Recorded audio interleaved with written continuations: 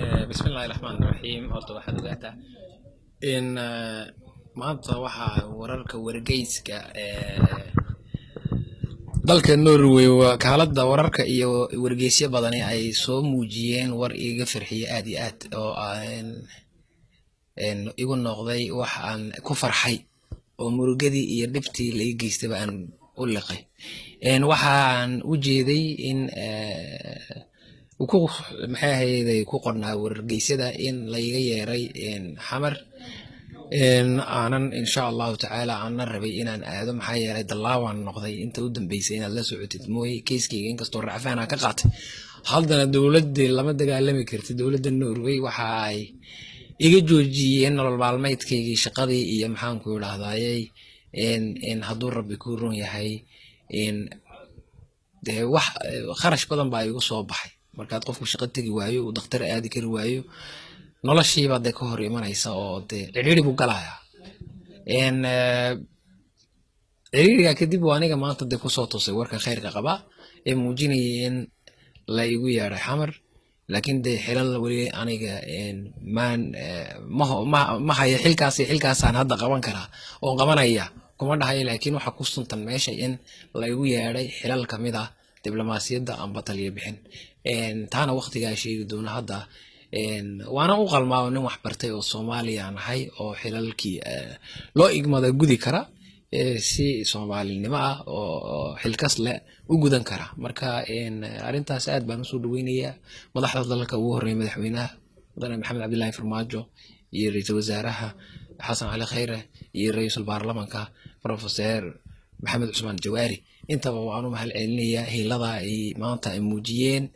ay waajibkoodii guteen xilka ay hayaan iyagoo ah in ay muwaadin dalka Soomaaliya joogay iyo dibadda joogaba inay iyagu xilkaasi waajibkaas u saaran yahay maanta Allah ilaahay waxay muujiyeen madaxdaydu heel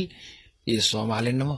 in ay si dhabana ugu shaqeeyaan muwaadiniinta Soomaaliyeed maanta aniga tayadayda ka turjumaysa dadka dibadda joogana waxaan leeyahay aniga waxba la ii qabtay maanta iyagana waa loo maqan yahay dawlad baa dhalatay Allah ilaahay Soomaali dhibta iyo wixii xun baa ka difaacaysa dadkayga tabaalaysan taageeraysa hambalyan leeyahay madaxda waana u mahad celinayaa mar labaad iyo mar saddexaad horta su'aashaad weydiisay Djiboutiyan baa tahay haday leeyihiin ma Djibouti geeyaan waxaan haynaa cadeymo laba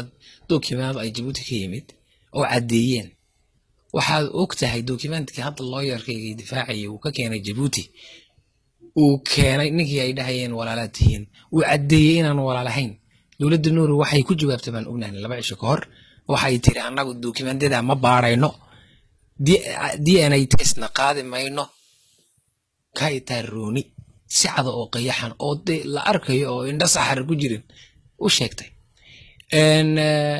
Soomaalinimadeedina 14 document aanu ka keenay xamarna si dharaar cad ay u tiri ma ictiraafsani warqadaha Soomaaliya wax jira ma dal jira ma iyadoo qoraalana waan ku tusay cid kastana waan tusay si bareera xoog la igu sheegtay laakiin maanta warka ka yimid madaxda Soomaaliya wallahi wax badan buu ii taray waa bay iga farxiyay baasaboorna Soomaaliya baan ahayo dalkayga hadaanto dalkayga xil iyo wixii aan ka heli kara calafba waa gudanayaa dalka Norwayna way magan galiyeen waa ku mahad celinayaa 17 sano inaan iyagu hayeen inay iskuul bareen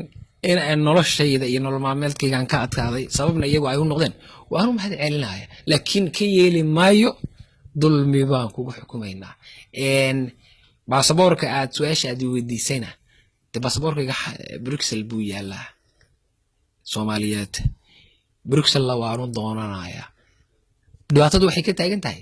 talaaway ka dhigan dalkoogana way ku haystaan dawladda Norway ma bixi kari ma shaqaysan kari dhakhtar ma aadi kari